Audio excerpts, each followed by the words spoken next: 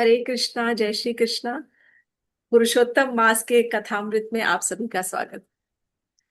पिछली बार हमने पुरुषोत्तम मास और अधिक मास के महिमा और महात्म्य की कथा सुनी थी। आज हम इससे जुड़ी हुई कुछ कहानियां सुनेंगे। अंत तक बने रहिएगा। तीन कथाएं हैं, बहुत सुंदर। एक पांडवों की कथा है, एक राजा हड़धनवा की कथा है। इस प्रकार की तीन छोटी छोटी कहानियां पुरुषोत्तम मास से जुड़ी हुई, उसका महात्म्य समझाती हुई ये कथाएं बहुत ही मनमोहक और बहुत ही प्रसन्न आनंद देने वाली कहानियां हैं। ॐ अज्ञानतिमिरान्धस्य ज्ञानाञ्जनशलाकया चक्षुरुन्मिलितं येन तस्मै श्रीगुरुवे नमः। वाञ्छकल्पतरुभ्यश्च कृपा सिन्धुभ्य एव च पतितानां पावनेभ्यो वैष्णवेभ्यो नमो नमः। हे कृष्ण करुणा सिन्धु दीनबन्धु जगत्पते गोपेश गोपिका कांत राधा कांत नमोस्तुते। तप्त कांचन गौरांगी राधे वृंदावनेश्वरी वृषभानुसुते देवी प्रणमामि हरिप्रिये। हरे कृष्ण कृष्ण कृष्ण हरे हरे, हरे राम राम राम हरे हरे। तो पुरुषोत्तम मास की जो कुछ जुड़ी हुई कहानियां हैं, उनकी आज हम शुरुआत करते हैं। पिछली बार हमने थोड़ा सा समझने की कोशिश की थी कि कैसे आता है ये अधिक मास। चंद्र लूनर कैलेंडर और सोलर कैलेंडर के बीच में जो डिफरेंस होता है 365 और 354 डेज का, उसमें से 11-11 दिन हर वर्ष बचते हैं। तो करीब करीब 32-33 महीनों के अंदर एक और एक्स्ट्रा महीने का निर्माण होता है। और उससे जुड़ी हुई कहानियां आज हम कुछ सुनेंगे। कुछ बच जाएंगी तो अगली बार भी और एक दो और कहानियां सुना सकती हूँ। बहुत पुरानी बात है, कई कई सालों बाद पहले हजारों संत महात्मा नैमिषारण्य के पावन भूमि पर आकर वहां पर एकत्रित हुए। क्या करने के लिए? आध्यात्मिक चर्चा करने के लिए। हजारों की तादाद में, लाखों की तादाद में बहुत सारे ऋषि मुनि नैमिषारण्य में बैठकर वहां आध्यात्मिक चर्चा करने बैठे हैं।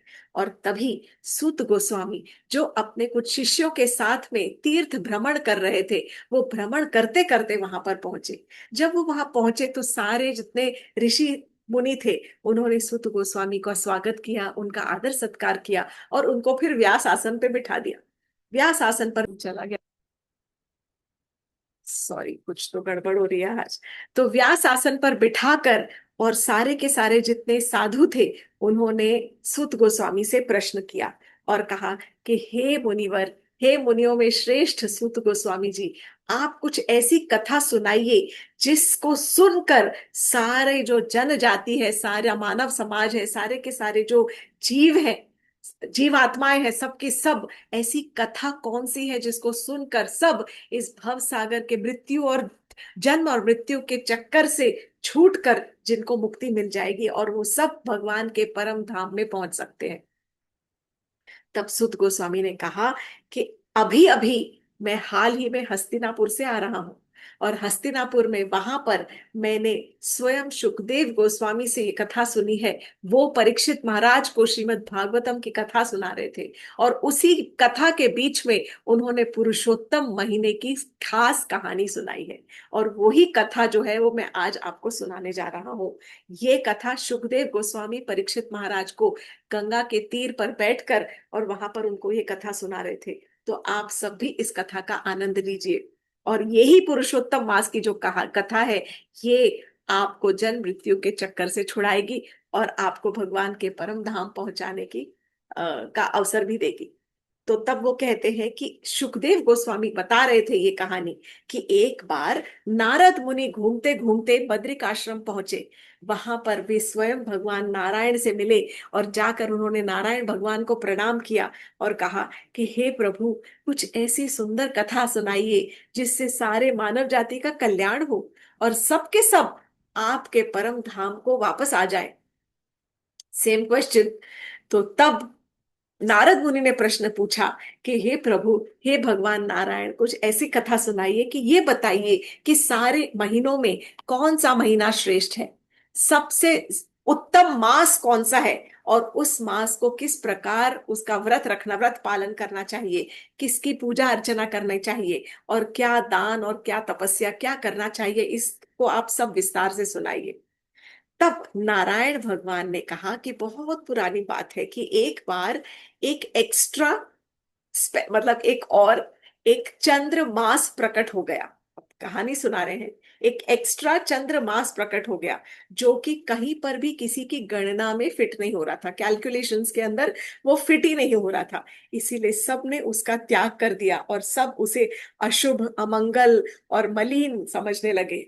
और सब ने उसकी उसका अपमान किया, क्रिटिसाइज किया और उसको मल मास के नाम से नाम दे दिया। कोई भी शुभ कार्य उस महीने में नहीं किया जाने लगा। तो इसलिए क्योंकि उस महीने में सूर्य कोई भी राशि में प्रवेश नहीं करता था और उस महीने में कोई भी संक्रांति नहीं आती थी। उस महीने का कोई, उस चंद्र मास का कोई भी अधिष्ठाता देव देवी बनने को तैयार नहीं था। तो कोई यज्ञ नहीं हो सकते थे।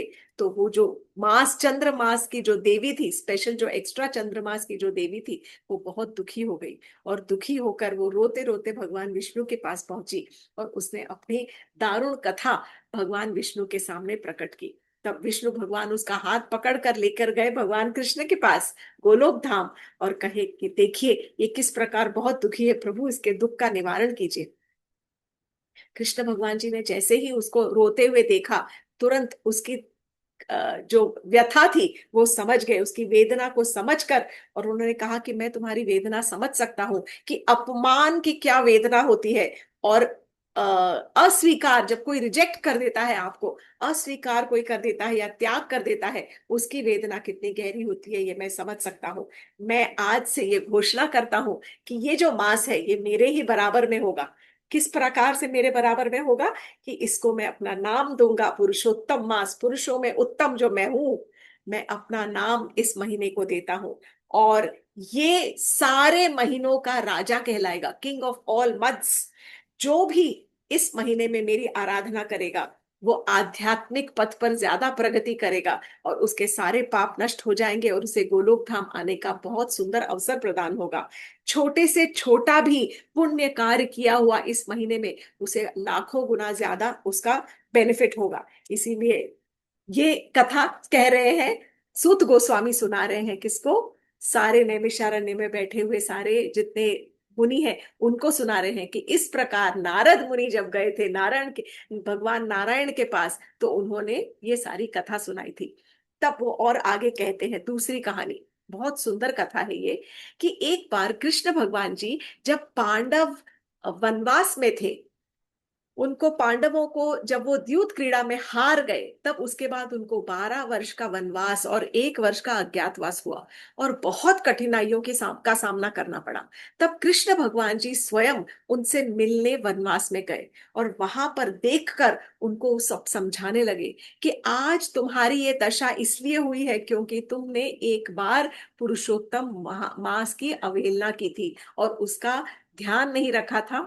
तब वो खासकर द्रौपदी को ये कथा का सुनाते हैं कि द्रौपदी सुनो, मैं अब तुमको तुम्हारे पूर्व जन्म की कहानी सुना रहा हूं। ये बहुत इंटरेस्टिंग स्टोरी है, सुनिएगा।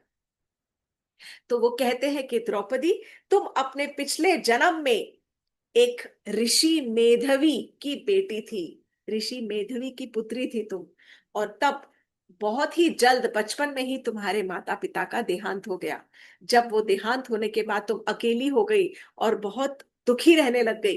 तब एक बार दुर्वासा ऋषि तुम्हारे आश्रम में, तुम्हारे घर में पधारे तुम्हारे पर कृपा बरसाने के लिए।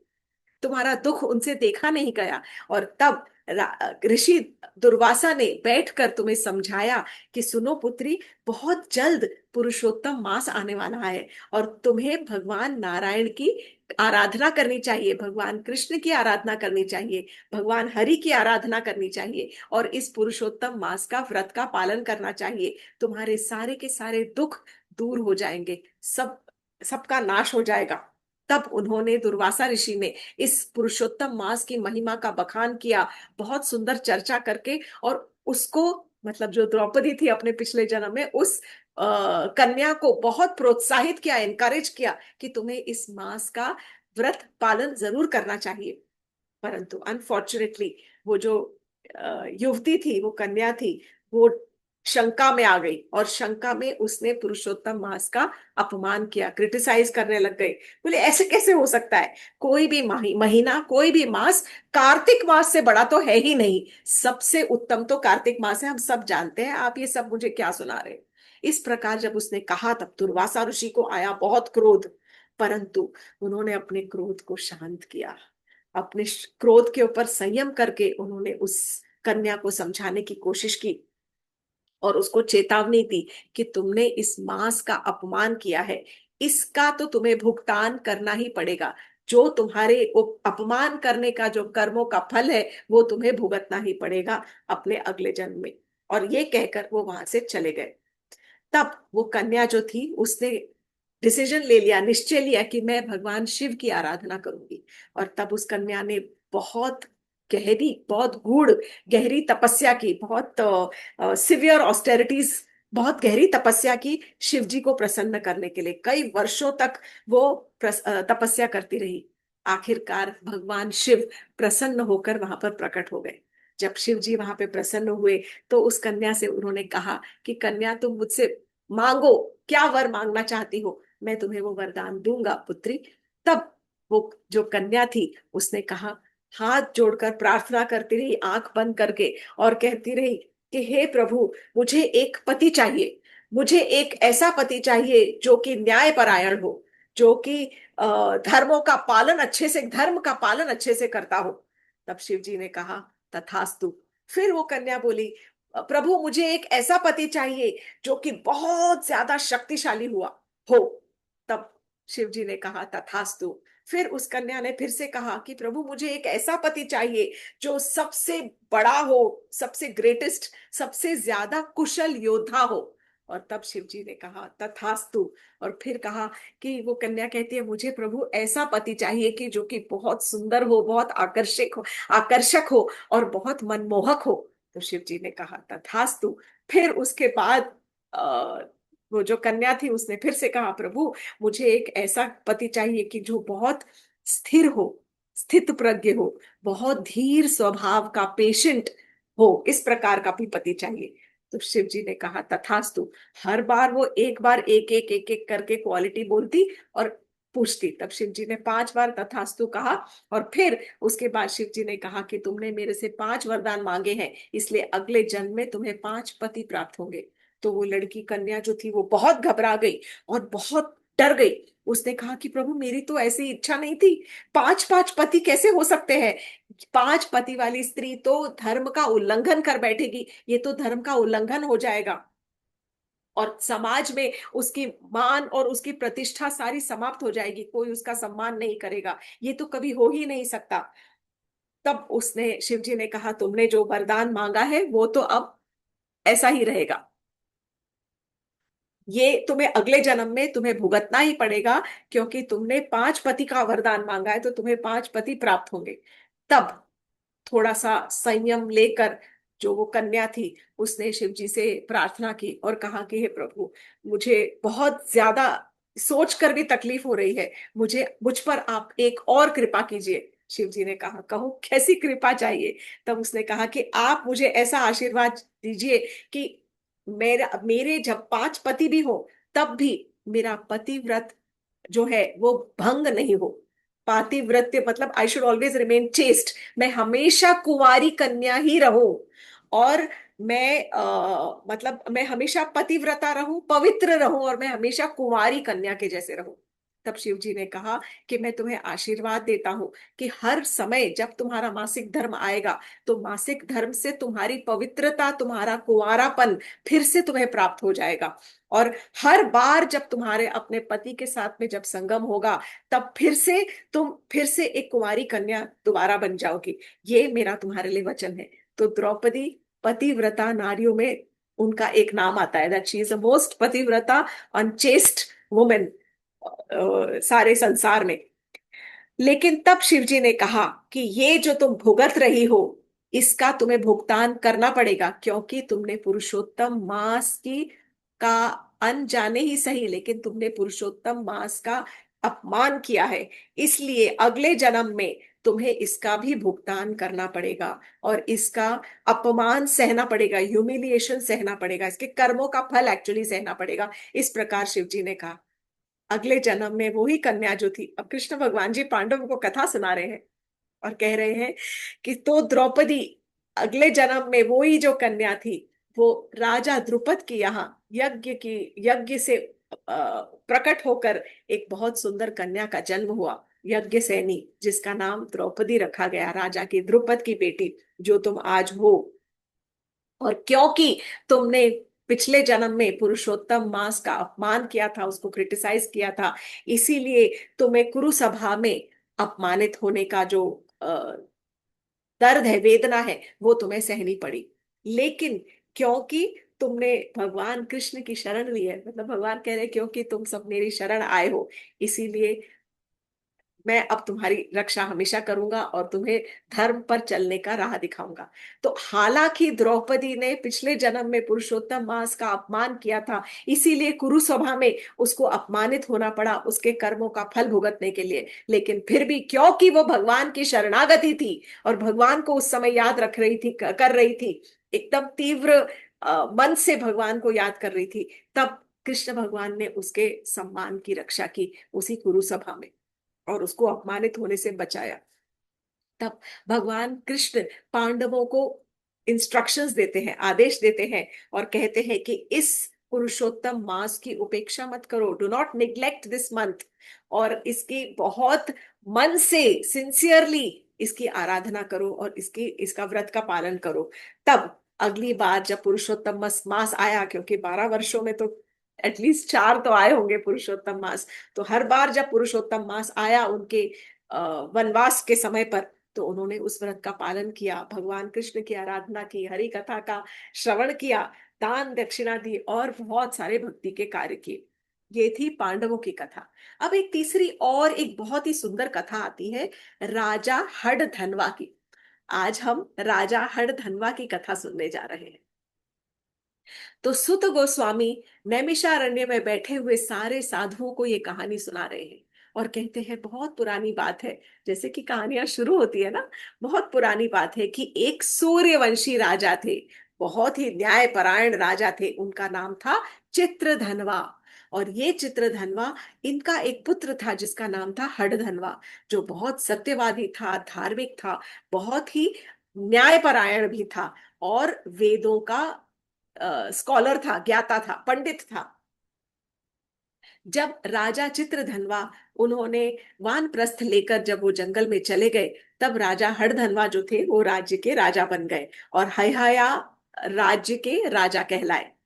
एक दिन राजा हड़धनवा जो थे वो शिकार करने के लिए जंगल की ओर निकल पड़े और तब वहां पर शिकार करते करते, आखेट करते हुए बहुत थक गए, भूख और प्यास से थके हुए, थकान हो रही थी, पसीना बह रहा था। तब अपने घोड़े से उतरे और एक बड़े से बरगद के पेड़ के नीचे बैठकर उसकी ठंडी छांव में थोड़ी देर आराम करने के लिए लेट गए, कि ऐसे कि जैसे थोड़ी देर में निद्रा में लेट जाऊंगा।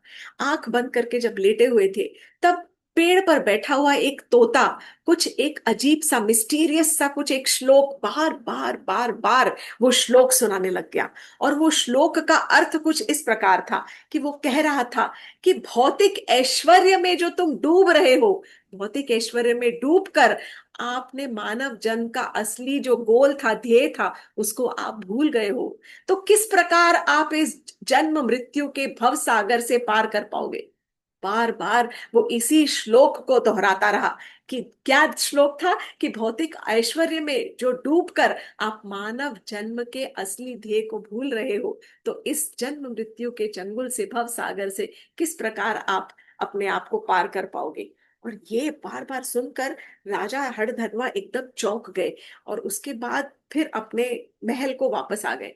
अपने महल में वापस आने के बाद वहां पर, क्योंकि वो सूर्यवंशी राजा थे, तो सूर्यवंशी राजाओं के जो कुल गुरु हैं वो कौन है, वशिष्ठ मुनि। तो महामुनि वशिष्ठ जो थे, महर्षि वशिष्ठ, वो वहां पर उनके राज्य में, उनके महल में पधारे और तब राजा उनको हाथ जोड़कर उनको आसन ग्रहण करने के लिए दिया और उनको सारी कथा सुनाई कि हे महर्षि, मेरी जीवन की ये ऐसी दुविधा है कि कुछ दिनों पहले मैं आखेट पर गया था और इस प्रकार मेरे साथ ये प्रकरण हुआ है। तो एक जो तोता था वो बार बार कुछ कह रहा था, ये इसका अर्थ क्या है और ये हो क्या रहा था। तब महर्षि वाल्मीकि ने राजा को शांत करा के कहा कि हे राजन, आज मैं आपको आपके पूर्व जन्म की कथा सुनाने जा रहा हूं। तब महर्षि वाल्मीकि ने कहा, sorry, Maharshi, actually Valmiki Rishi, not Vashishtha, महर्षि वाल्मीकि वहां पर पहुंचे, सॉरी दिस इज नॉट ऋषि वशिष्ठ, ये वाल्मीकि ऋषि वहां पर पहुंचे। और महर्षि वाल्मीकि ने तब उनको कहा कि हे राजन, आप अपने पिछले जन्म में एक ब्राह्मण थे और आपका नाम था सुदेवा। आपकी पत्नी का नाम था गौतमी, और आप दोनों बहुत ही मतलब डिवोटेड, बहुत ही भक्ति भाव से भरे हुए ब्राह्मण का कपल थे। हमेशा भगवान की भक्ति और आराधना में लगे रहते थे। परंतु आपके मन के अंदर एक दुख था कि आपके घर में कोई संतान नहीं थी। तब जो वो ब्राह्मण सुदेव था वो बहुत दुखी रहता था, और उसको एक बालक की बहुत तीव्र इच्छा हो रही थी। तब उसकी पत्नी गौतमी ने उसको एक सजेशन दिया, एक एडवाइस दिया। उससे कहा कि हे सुदेव जो ब्राह्मण है उनके, हे पतिदेव, आप एक काम कीजिए, आप भगवान जगन्नाथ की आराधना कीजिए। भगवान जगन्नाथ की पूजा करने के बाद आपको अवश्य भगवान जगन्नाथ प्रसन्न होकर कुछ ना कुछ इसका उपाय जरूर करेंगे। तो कई वर्षों तक, कई हजारों वर्षों तक जो सुदेव ब्राह्मण था उसने भगवान जगन्नाथ की आराधना की। तब आराधना से प्रसन्न होकर भगवान हरि पर गरुड़ पर अपने विराजमान होकर, आरूढ़ होकर, और वहां पर उनको दर्शन देने के लिए आ गए। तब सुदेव ने कहा कि हे प्रभु, मैं आपसे एक वरदान चाहता हूँ। तब हरि बोले, भगवान हरि बोले, मांगो, क्या चाहते हो वत्स। तब ब्राह्मण ने कहा कि मुझे एक बहुत गुणी और वैभवशाली पुत्र चाहिए, जो बहुत ही गुणी हो।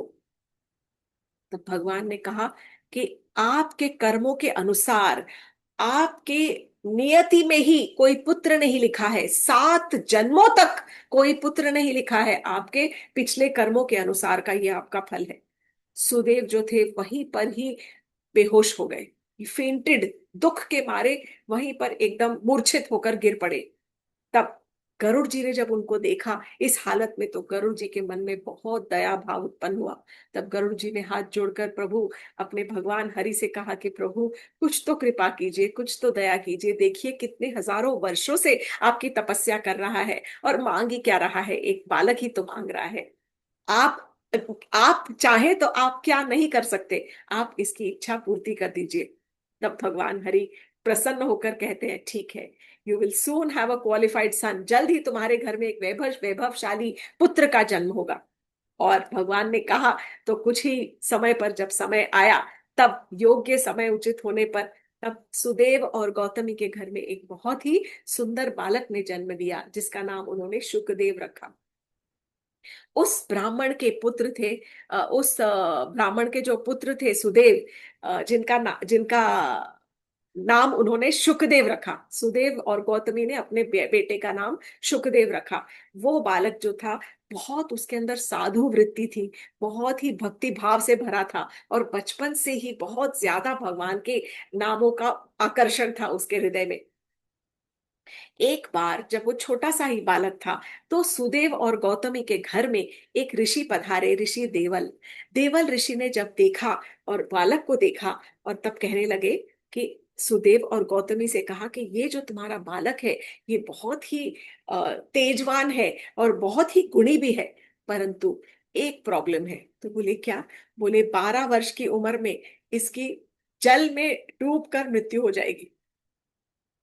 दोनों के दोनों जो माता पिता थे वो सन्न रह गए, हृदय उनका ऐसे कांप गया। परंतु तब देवल ऋषि जाने के बाद में भी उन्होंने, हालांकि उनको वो बातें बहुत ज्यादा चुभ गई और बहुत दुख देने लग गई, फिर भी उनके हृदय में भगवान की भक्ति कम नहीं हुई। और तब भी वो अपने बेटे को उसी प्रकार पालन करते रहे, जिस प्रकार की अपने न्यायपरायण और धर्म के हिसाब से उसका पालन पोषण करते रहे।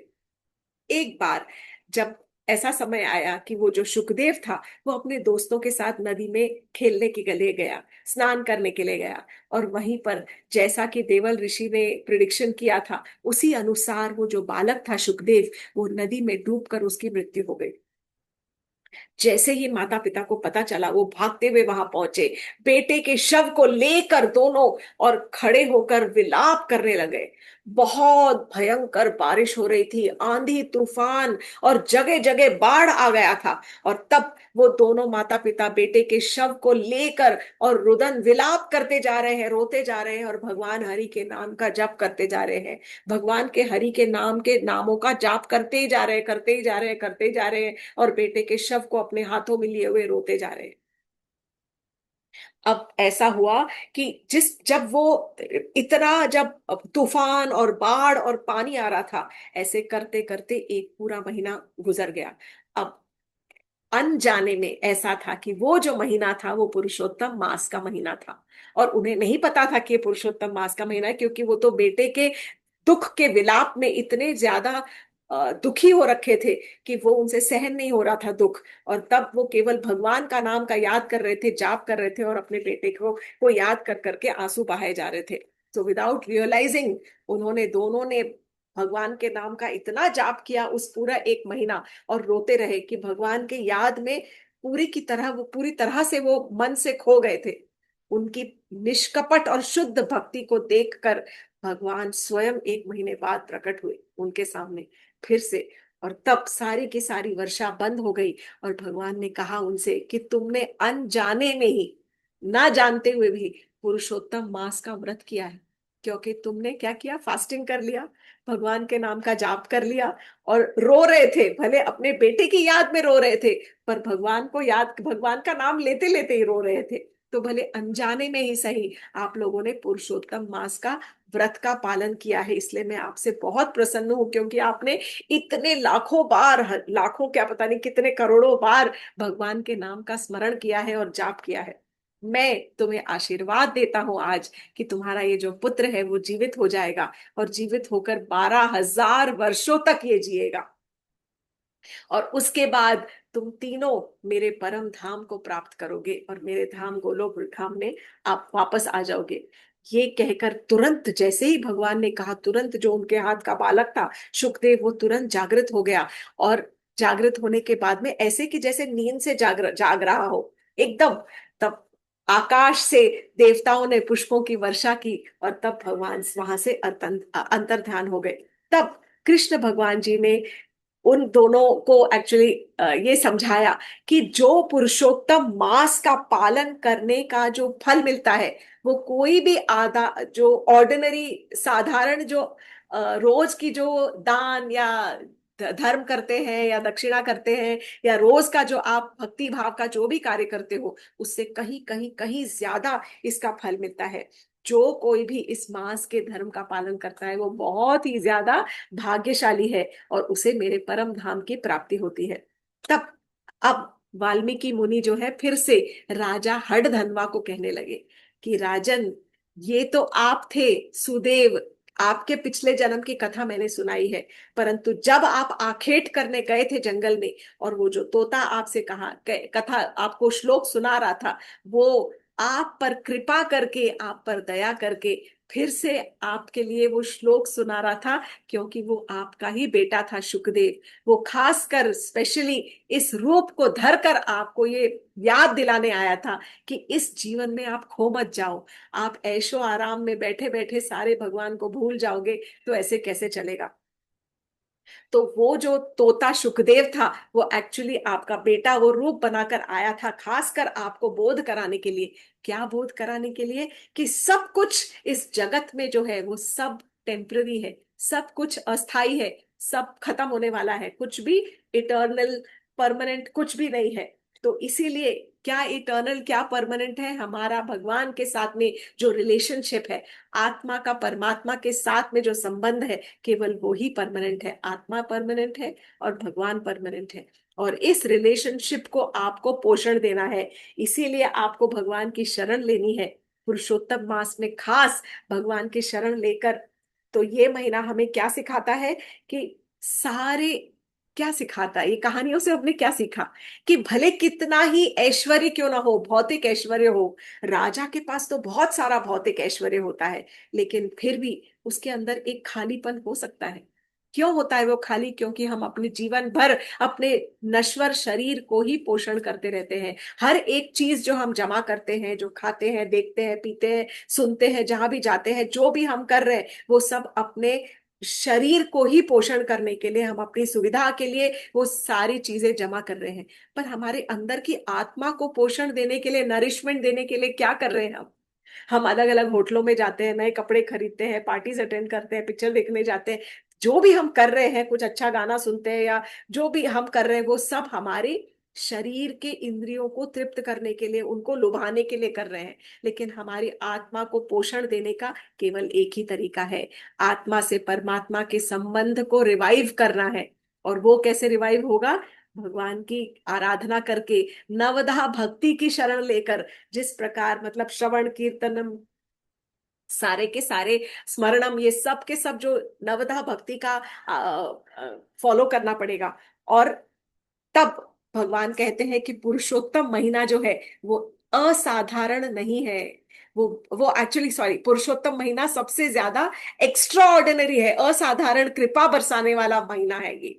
तो इसीलिए इस महीने में अनजाने में भी, अनइंटेंशनली भी, अगर किसी ने इस मास में कोई भी अनजाने में भी कोई व्रत कर लिया, भगवान का नाम ले लिया, तो भी उसको उसका बेनिफिट मिल जाता है।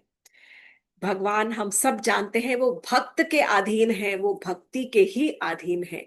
जब उनका कोई भी भक्त अपने हृदय से सिंसियरली भगवान का नाम का उच्चारण करता है और भगवान के नाम की आराधना करके भगवान की शरण ग्रहण करता है, तो भगवान उससे उसके प्रेम में बंध जाते हैं। जब भगवान एक देवी जो मास है, चंद्रमास जो एक्स्ट्रा प्रकट हुआ था, वो जब उनकी शरण में आया, तब भगवान ने उसको अपना नाम प्रदान कर दिया और इतनी सारी कृपा प्रदान कर दी। तो हम सब तो भगवान के ही अंश हैं, हम भगवान के ही अंश स्वरूप हैं। तो जब हम अपने उस रिलेशनशिप को रिवाइव करेंगे और भगवान के शरण लेंगे, तो भगवान हमारे ऊपर भी अपनी कृपा अवश्य बरसाएंगे।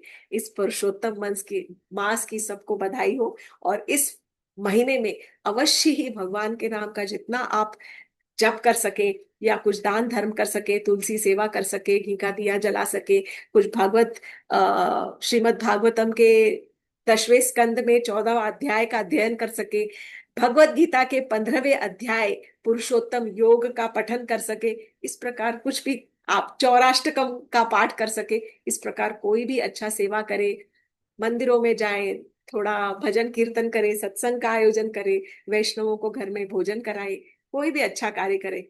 और ये सोच कर ना करे कि हमें फल की आशंका है, मतलब फल की इच्छा से हम कर रहे हैं। केवल भगवान के करीब जाने की इच्छा से करे, भगवान को क्योंकि ये प्रिय है, तो इसलिए भगवान को प्रसन्न करने के लिए करे। गोदान, गो सेवा में थोड़ा सा दान कीजिए। तो ये सब इतनी सुंदर सुंदर कहानियां हैं, और भी बहुत सारी कहानियां हैं। अगली बार एक दो और कथाएं पुरुषोत्तम मास की लेके आऊंगी। कथामृत को आज हम यही विराम देते हैं।